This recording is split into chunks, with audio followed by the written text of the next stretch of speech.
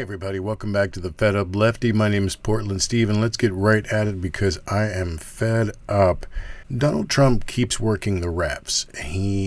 He's fighting this political battle like he always does in the media, and I'm really fed up with the media playing along. This was on Msnbc today, these clips that I'm going to show you. Let's go ahead and start here. But that meeting has been pushed off until tomorrow at the earliest. Meanwhile, Donald Trump, according to the New York Times, is preparing for a possible indictment by fixating on a possible perp walk. You know, okay, so he stole his own scoop about when it was going to be when he was going to be indicted. He said it was going to be yesterday. That was wrong, but he got 24-hour round-the-clock news coverage because he just, he couldn't stand the idea of somebody else getting that scoop and the attention for that news about him. So then he blames illegal leaks, which didn't exist because it was an entire lie. And now it was going to get bumped. It was going to get bumped to today, but now it's looking like it's going to get bumped until next week, until Monday. So he just completely lied about that. So what is he doing now? He's thinking, how do I stage this arrest, this indictment to my advantage the most? And he's doing it by putting this information out into the media of, this image, this fantasy that he wants to do, and they are repeating it. And let's play a little bit more. Privately describing it as a fun experience and considering whether to smile for the cameras. But she doesn't go on after that to say anything else about how this is a mockery of our justice system, that he is playing. He is doing this so that he can manipulate the media, so that he can manipulate the message, control the narrative. There's nothing to put it in perspective. There's just a regurgitation of it's going to be fun. He's thinking, what are the optics of it? They love to put themselves in Trump's head. It's much more sexy to be in the anti-hero. What will Trump do? What is his next move than it is to be on the side of the law, to be on the side of societal good, of this guy committed crimes and he's making a mockery of this. This is not something you should be helping him have fun with. This is how he's working the refs. This isn't a bad thing. I'm even telling you all how good of a time I'm going to have.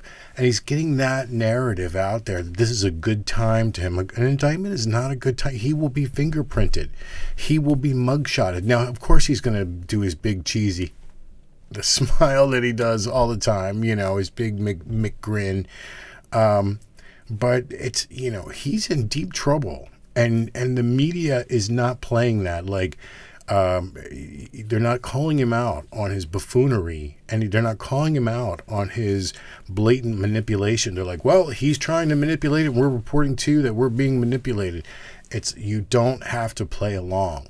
And if you play these clips and you say these things, you have to put it in perspective. You have to critique it. You can't just say what he said and leave it. Let's continue. Well, on one hand, it feels like this historic event, obviously something we have never seen, but it also in some ways feels a little familiar, right? I mean, Donald Trump inviting chaos, having all of us think that maybe this is the thing that finally gets people to turn on him. No, it's the media who it feels familiar with as well. All these 6 years now, they still don't know how to counter this guy because they want the content. And they'll go on about, they'll both sides it. Well, he's doing this, but here's how it helps him. Or move in a different direction. And it just doesn't feel like that's going to happen this time. I mean, we have polling out in recent days that show that he's as strong as ever. I'm going to put this back up again. Donald Trump cannot win the popular vote. Joe Biden got 8 million more votes, I believe, off the top of my head, than he did in the last election. Trump can't win the presidency by the popular vote. The only way that he can do it is through threading the needle of the Electoral College. Now, look, He only won by 80,000 votes over 3 states. The indictment will hurt him with independence. No one is saying that any of the Trump faithful, the cult, MAGA cult members, the ultra MAGA, are going to turn their back on him. And that's what this false narrative that the media keeps, oh, he's stronger than ever. No one ever said that those lunatics weren't going to stop being those lunatics.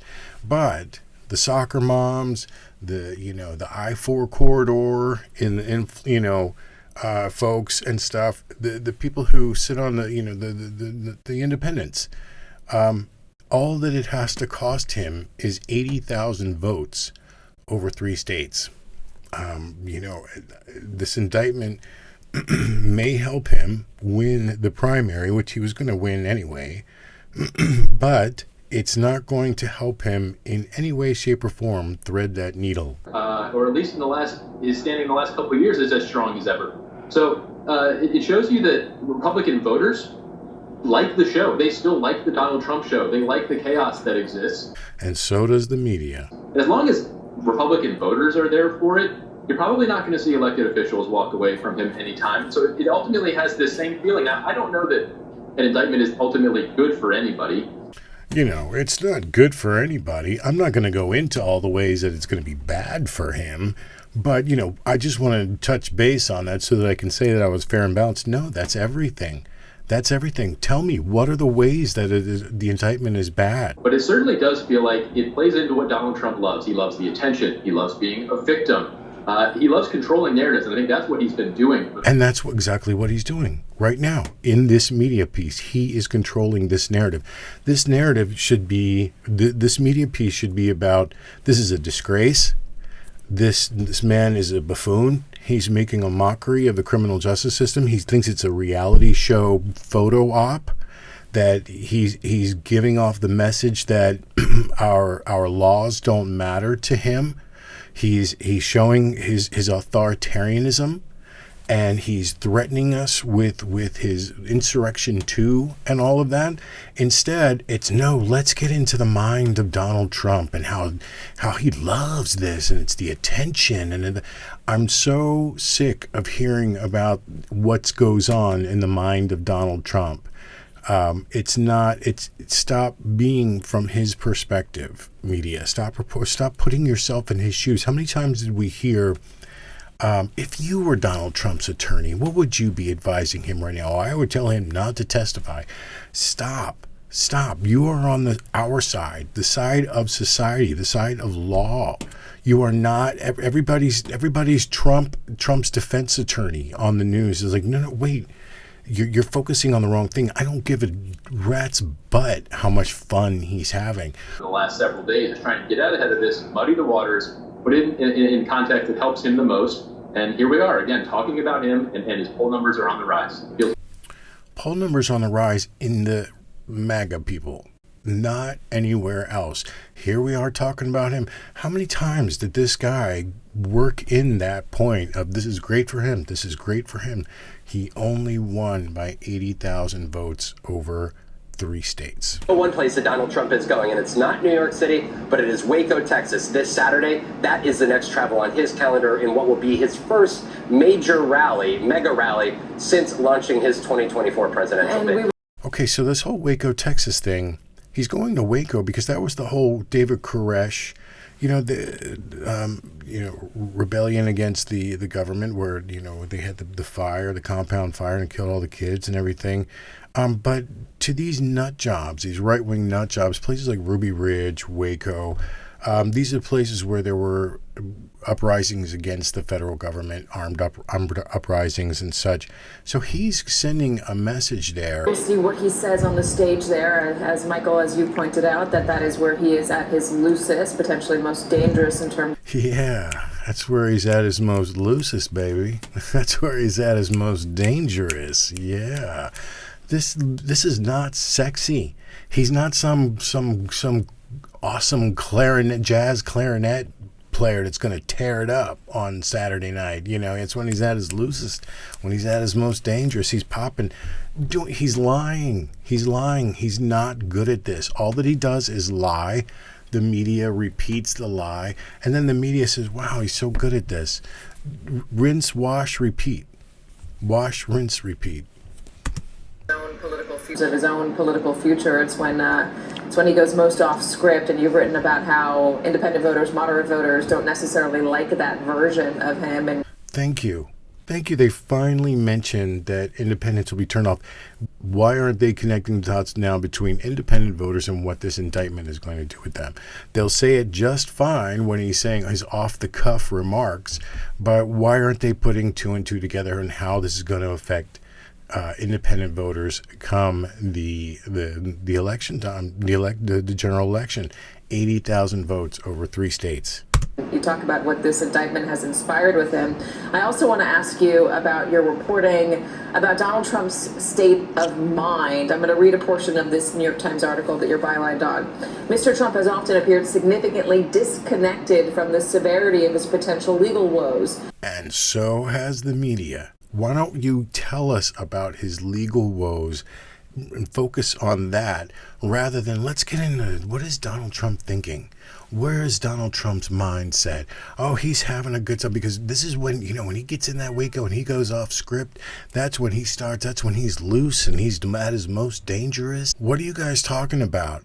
If it was anybody else, no, we wouldn't be talking about your mindset and how loose and dangerous you feel about to be indicted. This is insane.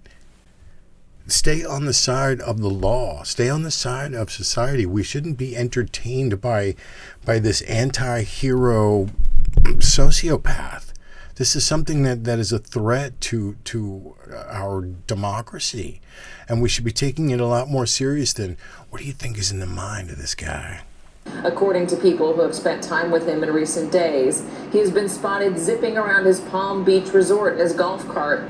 And I'm gonna get indicted. It's true. It's true, okay? I'm getting indicted, okay? And the Democrats, the radical left, are gonna be indicting me. Ooh, give me a cheeseburger. And on one recent evening, acted as DJ at a party with his personal curated Spotify. What is Trump's DJ name? What is he doing? He is a crazy person. Anything for attention. What this is all about, I'm sorry, it's when you get elderly, you want the attention. Elderly people love the attention. I don't know, it's fear of death or whatever, but he's an elderly man and he wants attention, whether it's tearing the country apart or whether it's in just this room. Is there a wedding going on? Let me DJ. And, this is probably some young couple. Here, hold on. Playlists, which often include music from the Rolling Stones to Phantom of the Opera. If you've been to Here's the... This young couple is getting married and he's playing show tunes, and Adderall is a hell of a drug. It really is. It's crazy that he's zipping around in his golf cart and taking over DJ roles and playing from his Spotify. Here's a good song. I really like this one. Okay, it's Gloria. Okay, it's Gloria. It's a great song. It's a great song, Gloria. You heard it? Because it's by one of my...